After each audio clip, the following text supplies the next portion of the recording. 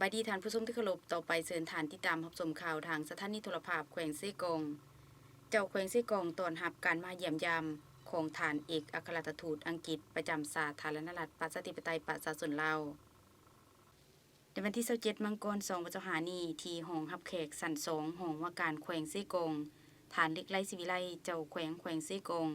ได้ต้อนรับการเข้าพบปะเยี่ยมยามของฐานนางมิวบาโลเอกอัครราชทูตอังกฤษประจำสาธารณรัฐประชาธิปไตยประชาชนลาวพร้อมคณะในโอกาสเคลื่อนไหวเฮ็ดเวียกอยู่แขวงเซกงท่านนางมิวบาโล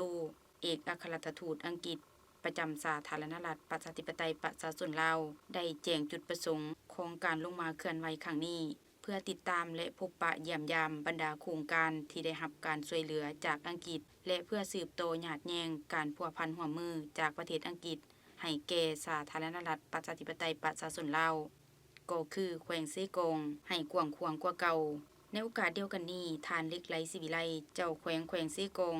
ก็ได้ตีราคาสูงต่อการมาพบปะเยี่ยมยามของเอกอัครราชทูตอังกฤษประจำสาธารณรัฐประชาธิปไตยประชาชนลาวซึ่งเป็นการเสริมสร้างสายพัวพันหัวมือและเป็นการประกอบส่วนระดมทุนห้อนเข้าในการพัฒนาเศรษฐกิจสังคมอยู่แขวงเซกง